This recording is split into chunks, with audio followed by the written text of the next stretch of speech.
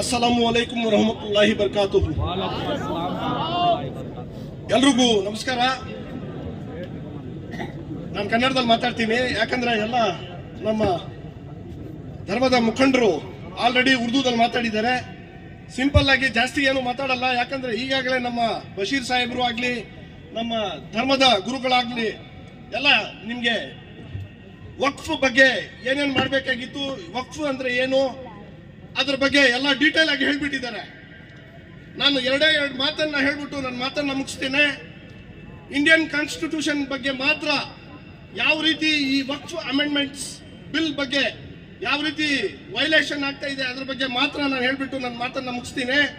ಮೊಟ್ಟ ಮೊದಲನೇದಾಗಿ ನಮ್ಮ ಮುದಸ್ಸಿರು ಮೌಲಿ ಸಾಹೇಬ್ ಹೇಳ್ದಂಗೆ 1913 ಈ ಬ್ರಿಟಿಷರ್ಸು ಆ ಕಾಲದಲ್ಲಿ ಮೊಟ್ಟ ಮೊದಲನೇದಾಗಿ ವಕ್ಫ್ ಬಿಲ್ ಬಂತು. ಅದಾದ್ಮೇಲೆ ಬ್ರಿಟಿಷರ್ಸು ಅದ್ರ ಆ ರೀತಿ ಆ ಟೈಮಲ್ಲಿ ಮುಸ್ಲಿಮ್ಸು ಯಾವ ರೀತಿ ಇದ್ರು ಆ ರೀತಿ ಫಾಲೋ ಮಾಡ್ಕೊಂಡು ಬರ್ತಾ ಇದ್ರು.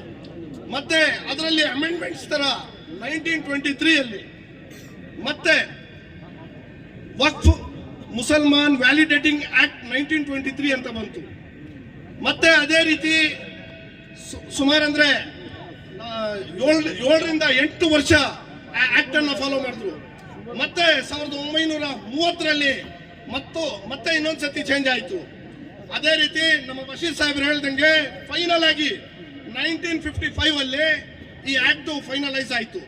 ಮತ್ತೆ ಅದೇ ರೀತಿ ಕೌನ್ಸಿಲ್ ಅಂತ ಹೇಳ್ಬಿಟ್ಟು ವಕ್ಫ್ ಮುಸಲ್ಮಾನ್ ಕೌನ್ಸಿಲ್ ಅಂತ ಹೇಳ್ಬಿಟ್ಟು 1995 ಮತ್ತೆ ವಕ್ಫ್ ಆಕ್ಟ್ ಅಂತ ಹೇಳ್ಬಿಟ್ಟು 1995 ಬಂತು. ಅದೇ ರೀತಿ ವಕ್ಫ್ ಬಗ್ಗೆ ಈಗಾಗಲೇ ಆಲ್ರೆಡಿ ಹೇಳಿದ್ದಾರೆ. ಏನಂದ್ರೆ ವಕ್ಫ್ ಅಂದ್ರೆ ಏನು, it is the properties, it is totally dedicated to the Muslim minorities, to the welfare of the poor and needy people ಅಂತ ಹೇಳ್ಬಿಟ್ಟು. ಏನಂದ್ರೆ क्या कहते हो इसके बारे में, गरीबों के वास्ते पूरा डिटेल से बोल कहीं मौली साहब और हमारे दूसरे लीडर्स है.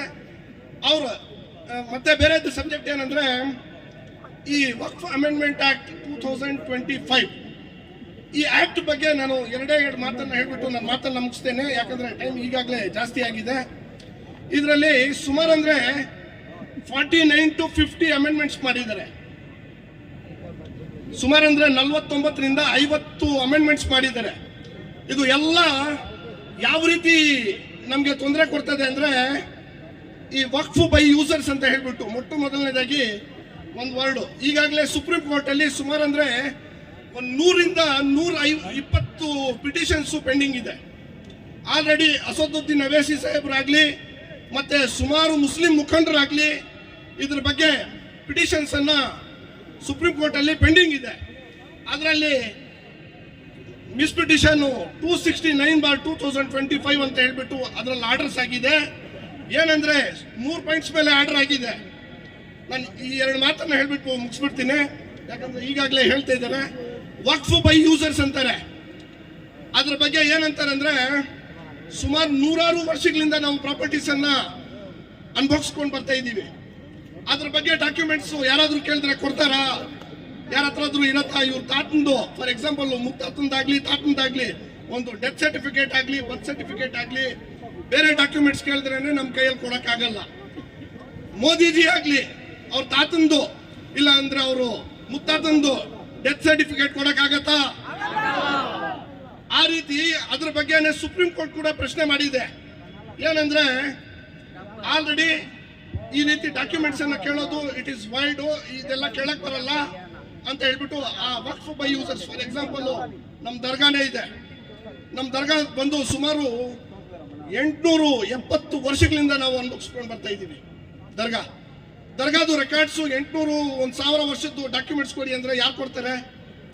ಇದೆಯಾ ನಮ್ಮ ಹತ್ರ ಕೊಡಕ್ಕೆ?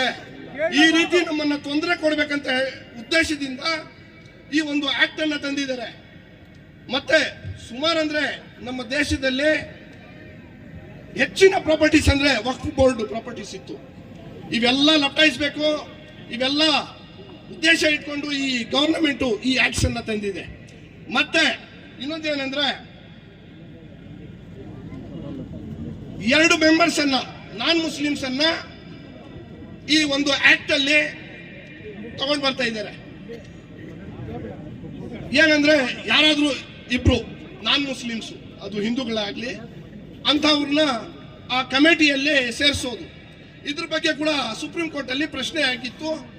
ಆಲ್ರೆಡಿ ಸುಪ್ರೀಂ ಕೋರ್ಟ್ ಜಡ್ಜು ಇದ್ರ ಬಗ್ಗೆ ಪ್ರಶ್ನೆ ಮಾಡಿದ್ದಾರೆ. ಯಾಕೆ ಅಂದ್ರೆ ಈ ಮುಸ್ಲಿಂ ಪರ್ಸನಲ್ ಲಾ ಬೋರ್ಡ್ ಇದೆ, ಅದು ಇದ್ರ ಬಗ್ಗೆ ಕ್ವೆಶ್ಚನ್ ಮಾಡಿದ್ದಾರೆ. ಸುಪ್ರೀಂ ಕೋರ್ಟ್ ಅಲ್ಲಿ ಸುಪ್ರೀಂ ಕೋರ್ಟ್ ಜಡ್ಜು ಪ್ರಶ್ನೆ ಮಾಡ್ತಾರೆ. ಏನಂದ್ರೆ ಬೇರೆ ಸನಾತನ ಒಂದು ಬೋರ್ಡ್ ಇದೆ, ಕ್ರಿಶ್ಚಿಯನ್ಸ್ ಬೋರ್ಡ್ ಇದೆ, ಅದರಲ್ಲಿ ಮುಸ್ಲಿಮ್ಸ್ ಅನ್ನ ನೀವು ಸೇರಿಸ್ಕೊಳ್ತೀರಾ ಅಂತ ಹೇಳ್ಬಿಟ್ಟು ಪ್ರಶ್ನೆ ಮಾಡ್ತದೆ. ಆ ಒಂದು 2 ಪಾಯಿಂಟ್ಸ್ ಮೇಲೆ ಸುಪ್ರೀಂ ಕೋರ್ಟ್ ಅಲ್ಲಿ ಸ್ಟೇ ಆಗಿದೆ. ಆಲ್ರೆಡಿ ಸುಮಾರು ಅಂದ್ರೆ 100ರಿಂದ 120 ಪಿಟಿಷನ್ಸ್ ಪೆಂಡಿಂಗ್ ಇದೆ. 5ನೇ ತಾರೀಕು ಆರ್ಡರ್ಸ್ ಇದೆ. ಮತ್ತೆ ಇನ್ನೊಂದು ಏನಂದ್ರೆ ಇದರಲ್ಲಿ ಸುಮಾರು ಅಂದ್ರೆ ಒಂದು 50 ಅಮೆಂಡ್ಮೆಂಟ್ಸ್ ಆಗಿದೆ. ಒಂದೇ ಒಂದು ಅಮೆಂಡ್ಮೆಂಟ್ ಚಿಕ್ಕದಾಗಿ ಹೇಳ್ಬಿಡ್ತೀನಿ. ಏನಂದ್ರೆ board is supreme in Waqf board ಅಂತ ಹೇಳ್ಬಿಟ್ಟು ಯಾವುದೇ ಒಂದು ಆದೇಶ ಆಗ್ಲಿ, ಪ್ರಾಪರ್ಟೀಸ್ ಬಗ್ಗೆ ಡಿಸ್ಪ್ಯೂಟ್ ಬರಲಿ, ಟ್ರಿಬ್ಯುನಲ್ ಅಂತ ಹೇಳ್ಬಿಟ್ಟು ಬೋರ್ಡ್ ಅದರ ಬಗ್ಗೆ ಡಿಸಿಷನ್ಸ್ ತಗೊಳ್ತಾ ಇತ್ತು. ಆ ಸೆಕ್ಷನ್ 40 ಅಂತ ಹೇಳ್ಬಿಟ್ಟು ವಕ್ಫ್ ಬೋರ್ಡ್ ಆಕ್ಟ್ 1995 ಅಲ್ಲಿ ಸೆಕ್ಷನ್ 40 ಪ್ರಕಾರ ಇತ್ತು. ಆ ಸೆಕ್ಷನ್ 40 ಅನ್ನ ತೆಗೆದಾಕಿದ್ದಾರೆ ಇವರು. ಒಂದೇ ಒಂದು ಸೆಕ್ಷನ್ ಹೇಳ್ತಾ ಇದ್ದೀನಿ, ಬೇರೆ ಸುಮಾರು ಮಾಡಿದ್ದಾರೆ. ಬಟ್ ಸೆಕ್ಷನ್ 40 ತೆಗೆದುಬಿಟ್ಟು ಪವರ್ಸ್ ಎಲ್ಲ ಕಲೆಕ್ಟರ್ಗೆ ಕೊಡ್ತಾರೆ ಇವರು. ಆ ರೀತಿ ನಮ್ಮ ಬೋರ್ಡ್ ಬಿಟ್ಟು, ಟ್ರಿಬ್ಯುನಲ್ ಬಿಟ್ಟು ಕಲೆಕ್ಟರ್ ಬಂದ್ರೆ ತುಂಬಾನೇ ತೊಂದರೆ ಆಗ್ತದೆ. ಯಾವುದೇ ಒಂದು ಪರ್ಮಿಷನ್ ಬರಲಿ, ಅವೆಲ್ಲ ಪರ್ಮಿಷನ್ಸ್ ತಗೋಬೇಕಂದ್ರೆ ಪ್ರಾಪರ್ಟಿ ಡಿಸ್ಪ್ಯೂಟ್ಸ್ ಬಂದ್ರೆ ಕಲೆಕ್ಟರ್ ಹತ್ರ ಡಿಸ್ಪ್ಯೂಟ್ಸ್ ಅನ್ನ ಅವರು ಇದು ಮಾಡ್ಬೇಕಂತ ಹೇಳ್ಬಿಟ್ಟು ಅದರಲ್ಲಿ ಅಮೆಂಡ್ಮೆಂಟ್ಸ್ ಅಲ್ಲಿ ಹೇಳ್ತಾರೆ. ಮತ್ತೆ ಅದೇ ರೀತಿ ಸರ್ವೇಯರ್ಸ್ ಅನ್ನ ಈ ಅಮೆಂಡ್ಮೆಂಟ್ ಆಕ್ಟ್ ಅಲ್ಲಿ ಈಗ 2025 ಪ್ರಕಾರ ಅಮೆಂಡ್ಮೆಂಟ್ಸ್ ಪ್ರಕಾರ ಸರ್ವೇಯರ್ಸ್ ಯಾವುದೇ ಒಂದು ಡಿಸ್ಪ್ಯೂಟ್ ಬರಲಿ ಪ್ರಾಪರ್ಟಿದು, ಇದು ವಕ್ಫ್ ಬೋರ್ಡಾ ಇಲ್ಲಾಂದ್ರೆ ಜನರಲ್ ಪ್ರಾಪರ್ಟಿನಾ ಇಲ್ಲಾಂದ್ರೆ ಬೇರೆ ಅವ್ರದ ಅಂತ ಪ್ರಶ್ನೆ ಬಂದ್ರೆ ಮೊದಲು ನಮ್ಮ ಬೋರ್ಡ್ ಡಿಸ್ಕಷನ್ಸ್ ಮಾಡಿ, ಬೋರ್ಡ್ ವೆರಿಫೈ ಮಾಡಿ ಈ ಪ್ರಾಪರ್ಟಿ ವಕ್ಫ್ ಬೋರ್ಡ್ದು ಅಂತ ಹೇಳ್ಬಿಟ್ಟು ಫೈನಲೈಸ್ ಮಾಡ್ತಾ ಇದ್ರು. ಆ ರೀತಿ ಈಗ ಈ ಅಮೆಂಡ್ಮೆಂಟ್ಸ್ ಪ್ರಕಾರ ಆ ರೀತಿ ಮಾಡಂಗಿಲ್ಲ. ಸರ್ವೇಯರ್ನ ಅಪಾಯಿಂಟ್ ಮಾಡ್ತಾರೆ, ಸರ್ವೆ ಕಮಿಷನ್ ಅನ್ನ ಅಪಾಯಿಂಟ್ ಮಾಡ್ತಾರೆ. ಅದೇ ರೀತಿ ಸರ್ವೇಯರ್ಸ್ ಏನಾದ್ರು ತಪ್ಪು, ಏನಾದ್ರು ಡೀಟೇಲ್ ಮಾಡದೆ, ಪ್ರಾಪರ್ಟಿ ವೆರಿಫಿಕೇಶನ್ ಮಾಡದೆ, ತಪ್ಪು ಮಾಹಿತಿ ಕೊಟ್ಟು ರಾಂಗ್ ರಿಪೋರ್ಟ್ ಕೊಟ್ಟರು ಅದಕ್ಕೆ ಅವ್ರ ಮೇಲೆ ಕೇಸ್ ಹಾಕಂಗಿಲ್ಲ. ಈ ರೀತಿ ಒಂದು ಆಕ್ಟ್ ಅನ್ನ ಮಾಡಿ ಮುಸ್ಲಿಮ್ಸ್ಗೆ ತೊಂದರೆ ಕೊಡಬೇಕು, ಮುಸಲ್ಮಾನರದ್ದು ಪ್ರಾಪರ್ಟೀಸ್ ಅನ್ನ ಲಪ್ಟಾಯಿಸಬೇಕಂತ ಹೇಳ್ಬಿಟ್ಟು ಈ ಒಂದು ಉದ್ದೇಶ ಇಟ್ಕೊಂಡು ಕೇಂದ್ರ ಸರ್ಕಾರ ಈ ಒಂದು ಆಕ್ಟ್ ಅನ್ನ ಜಾರಿಗೆ ತಂದಿದೆ. ಇನ್ನ ಜಾಸ್ತಿ ಇದೆ ಮಾತಾಡೋದು. ಮತ್ತೆ ಇವೆಲ್ಲ ನಮ್ಮ ಮುಖಂಡರು ಹೇಳ್ದಂಗೆ ಈ total act it is totally wide. ಈ ಸುಪ್ರೀಂ ಕೋರ್ಟ್ ಅಲ್ಲಿ ಮೊನ್ನೆ ಹೇಳಿದೆ, ಆರ್ಡರ್ಸ್ ಅಲ್ಲೂ ಹೇಳಿದ್ದಾರೆ. ಏನಂದ್ರೆ ಯಾವುದೇ ಒಂದು 5ನೇ ತಾರೀಕುವರೆಗೂ ಏನ್ ಅಮೆಂಡ್ಮೆಂಟ್ ಆಕ್ಟ್ 2025 ಬಿಲ್ ಮಾಡಿದ್ದಾರೆ, ಯಾವುದೇ ಒಂದು ತರದ್ದು ಸರ್ವೇಯರ್ಸ್ ಆಗ್ಲಿ, ಅದರಲ್ಲಿ ವಕ್ಫ್ ಬೈ ಯೂಸರ್ಸ್ ಆಗ್ಲಿ, ಏನು ಅದರಲ್ಲಿ ಚೇಂಜಸ್ ಮಾಡಂಗಿಲ್ಲ ಅಂತ ಹೇಳ್ಬಿಟ್ಟು ಆಲ್ರೆಡಿ ಡಿಕ್ಲರೇಷನ್ ಆಗಿದೆ. ಆ ದೇವರ ಕೃಪೆಯಿಂದ ನಮಗೆ ಸುಪ್ರೀಂ ಕೋರ್ಟ್ ಅಲ್ಲಿ ನಮಗೆ ವಿನ್ ಆಗತ್ತೆ ಕೇಸು. ನಾನು ಇದೇ 2 ಮಾತನ್ನ ಮಾತಾಡಕ್ಕೆ ಅವಕಾಶ ಮಾಡಿಕೊಟ್ಟಿದ್ದ ತಮ್ಮೆಲ್ರಿಗೂ ಹೊಂದಿಸ್ತಾ ನನ್ನ ಮಾತನ್ನ ಮುಗಿಸ್ತಾ ಇದ್ದೀನಿ. ಜೈ ಹಿಂದ್, ಜೈ ಕರ್ನಾಟಕ.